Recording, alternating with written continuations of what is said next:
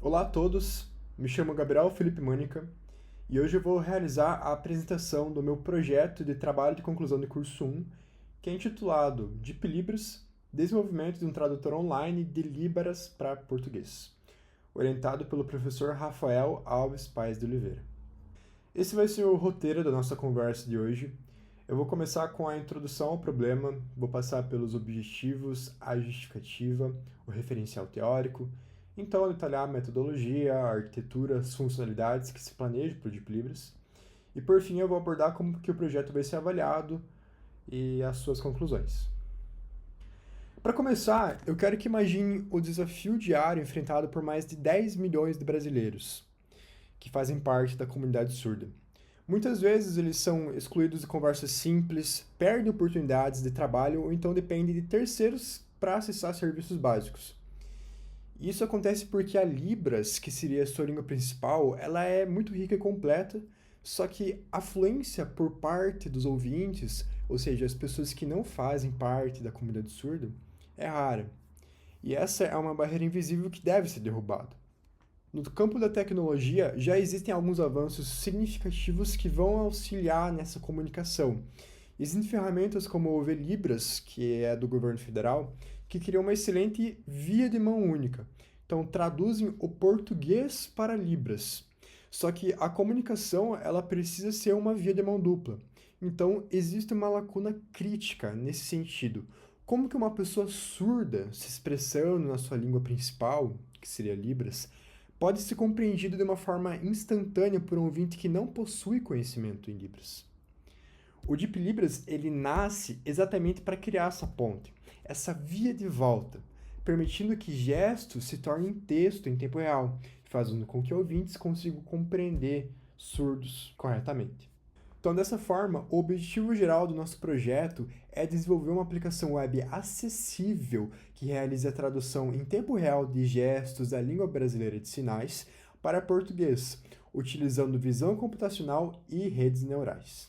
Para alcançar esse grande objetivo, a gente quebrou ele em metas menores e mais específicas, como desenvolver um sistema de captura e processamento de vídeo, construir e treinar um modelo de inteligência artificial, implementar uma interface de tradução síncrona, criar uma plataforma administrativa para gerenciar e treinar os modelos e gestos que vão servir como base para o modelo principal da aplicação de rede neural, e também avaliar a acurácia do modelo e a usabilidade da aplicação. E por que esse projeto é importante? Ele se apoia em três pilares. O primeiro seria a inclusão social, oferecendo uma ponte de comunicação. Então, pessoas que não têm conhecimento em Libras vão conseguir se comunicar de uma forma muito mais eficiente com pessoas surdas. Então, vai servir como uma ponte de comunicação. O segundo seria a inovação tecnológica, porque essa abordagem ela executa um processamento dentro do navegador do cliente, sendo uma tecnologia mais privativa, barata e rápida, comparada a outras soluções existentes. E o terceiro seria o apoio educacional, pois ele serviria como uma ferramenta de prática para quem está aprendendo Libras. Então, eu, como um estudante de Libras, que quero saber se a minha frase está fazendo algum sentido, se os gestos estão corretos, eu utilizaria do Deep Libras para servir como base desse apoio educacional. Essas são justificativas fortes que fundamentam e dão um grande apoio pelo porquê da gente estar fazendo o Deep Libras. Agora, vamos ao pilar central do nosso projeto, que seria a língua brasileira de sinais. É fundamental entender que a Libras ela não é um português gesticulado. Como validado por estudos de autores como Quadros e Carnop, a Libras ela é um idioma completo com uma estrutura gramatical própria. Existem algumas diferenças, principalmente na ordem da frase. Em português, a gente diz o sujeito, verbo e objeto na formulação da frase, como por exemplo, eu jogo bola. Na Libras, a estrutura comum é sujeito, objeto, verbo. Eu bola jogar ficaria em Libras a frase. Essa simples mudança ela já mostra que uma tradução literal de Libras, palavra por palavra, resultaria em frases que não fazem sentido em português. Além do mais, as palavras em Libras, os gestos em Libras, eles não têm muita concordância. Então, por exemplo, na frase de eu jogo bola, jogo ficaria como jogar a tradução em Libras. Então, muitas vezes não existe uma grande concordância das palavras dentro de Libras. E, dito isso, o nosso desafio não é só traduzir o gesto, mas sim também o conceito por trás dele, para dar sentido a essa frase. Fundamentando o processo de desenvolvimento, a gente vai estar utilizando duas tecnologias chaves. A primeira delas seria a visão computacional, que de forma bem simples seria a tecnologia que ensina o computador a ver.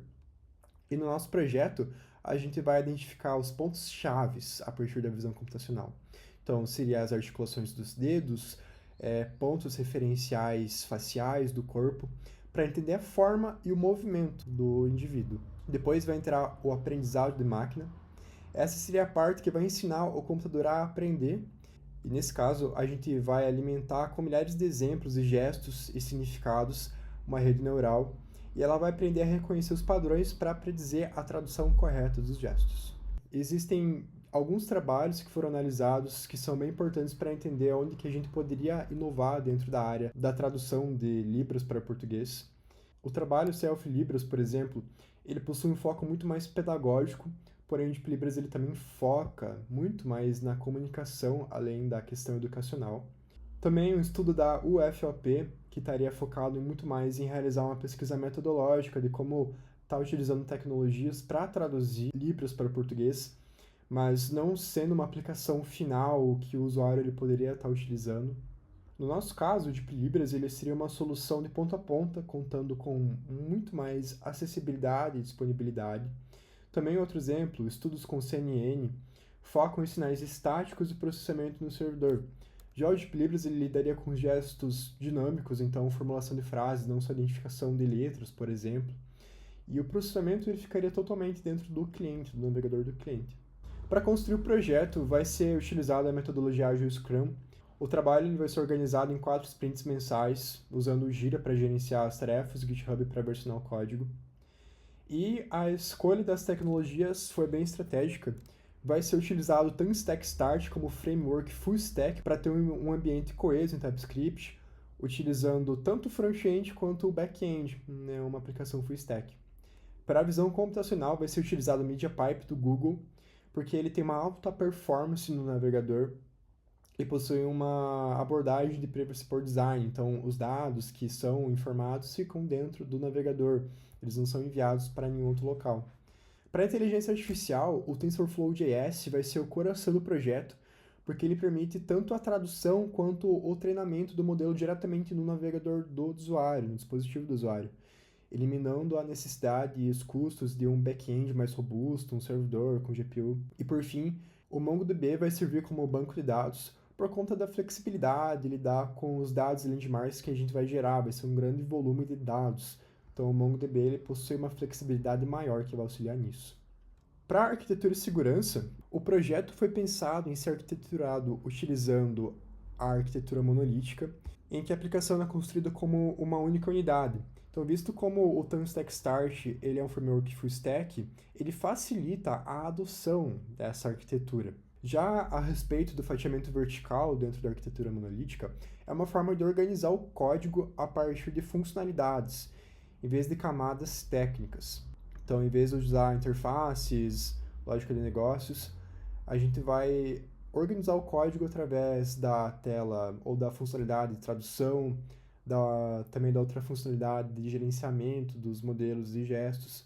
Também na questão da segurança, a parte da área administrativa, que vai ser abordada posteriormente, ela vai ser protegida por autenticação, com senhas armazenadas de forma segura usando hash. Porém, o ponto mais importante é a questão da privacidade por design, como eu já comentei antes. Então, como a gente pode ver na arquitetura, todo o processo do processamento do vídeo para tradução ou coleta de dados, ele acontece inteiramente no navegador do cliente. O vídeo do usuário, ele nunca vai sair do dispositivo. O que vai sair vão ser os vetores numéricos, que são anônimos, dos landmarks que vão ser enviados para o servidor durante a fase do treinamento. Então, vai garantir total respeito à privacidade do cliente.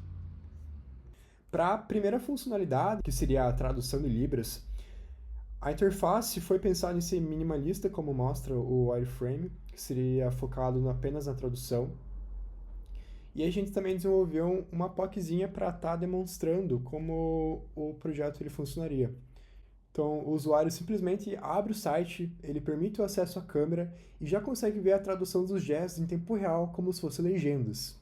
Nesse caso, a POC está realizando apenas a tradução de números e letras, né? Uma versão muito mais simplificada, mas que possibilita ver que o projeto ele é sim viável, ele pode ser sim construído.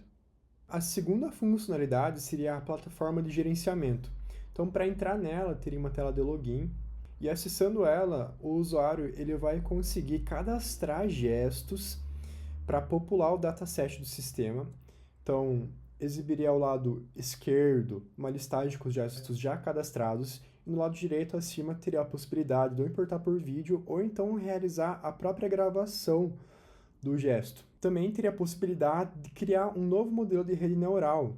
Então, o modelo ele requisitaria todos os dados dos gestos do dataset e a partir de uma configuração das características do modelo, seria possível realizar o treinamento e posteriormente poder testá-lo para identificar se o modelo está com um resultado positivo e a partir daí tornar ele como o modelo principal que é acessado pela funcionalidade principal do sistema, pela tradução. Então é uma interface também bem simples que possibilita a flexibilidade do cadastro de gestos e treinamento de um novo modelo de rede neural para o sistema. Sobre a persistência de dados, a nossa estratégia de dados seria híbrida. Como ponto de partida, a gente vai usar o Libras Corpus, que é um repositório público pela UFPE, para a gente treinar o nosso modelo. Ele possui mais de 4.000 sinais, então já tem uma base muito interessante para a gente iniciar o projeto. E a partir daí, com a nossa própria plataforma, como mostrei, a gente pode fazer a expansão contínua do dataset. E para armazenar tudo, a gente vai utilizar o MongoDB para guardar as informações dos usuários, gestos e respectivos landmarks, como detalhado nesse modelo à direita. Já a questão do armazenamento dos arquivos gerados pelo treinamento da rede neural vão ser persistidos em um serviço de armazenamento como a Amazon S3, garantindo que eles possam ser acessados de forma rápida e global pela aplicação. Na questão da avaliação e dos testes, para a gente concluir se o nosso projeto ele foi um sucesso, a gente vai fazer duas avaliações. A primeira vai ser técnica, então a gente espera que o nosso modelo ele atinja uma métrica de F1 Score, que combina a avaliação da precisão junto com o valor de recall, seja superior a 80% a acurácia. E a outra vai ser o de usabilidade, então a gente vai utilizar a técnica do protocolo de pensamento retrospectivo para cerca de 5 a 7 usuários. Então, essa técnica, ela faz com que os usuários eles usem a nossa aplicação, porém, depois a gente vai questionar eles como é que foi a usabilidade, que pontos positivos e negativos que ele encontrou durante a plataforma, pontos a serem melhorados, e a gente coleta esses feedbacks qualitativos sobre a experiência do usuário para então depois realizar alguma intervenção dentro do projeto. Os resultados esperados, então, que a gente vai ter para o DeepLibras seria uma aplicação web operacional, seria o tradutor junto com o painel administrativo dos modelos e dos gestos, um relatório de avaliação do modelo, um relatório de testes de usabilidade e um dataset estruturado de landmarks de Libras, que pode ser útil até mesmo para futuras pesquisas dentro da área. Em conclusão, o DeepLibras ele vai atacar uma barreira de comunicação real, com uma proposta de solução que é acessível, privada e escalável. A nossa decisão foi focar inicialmente em uma tradução literal dos gestos para português, por conta da complexidade gramatical de Libras. Só que olhando para o futuro, o caminho já é estabelecido, ele é claro. Vai se expandir o vocabulário e evoluir para que a rede neural ela não apenas reconheça os sinais de forma literal, só que ela consiga interpretar essas sequências e criar um contexto para então gerar frases completas e fluentes em português. Esse é o futuro da tradução de Libras, e esse projeto é a nossa base para chegar lá. Essas foram as principais referências que guiaram a apresentação do trabalho até esse momento. Muito obrigado pela atenção de todos e eu espero que tenham compreendido e tenham gostado desse projeto do DeepLibras. Até mais!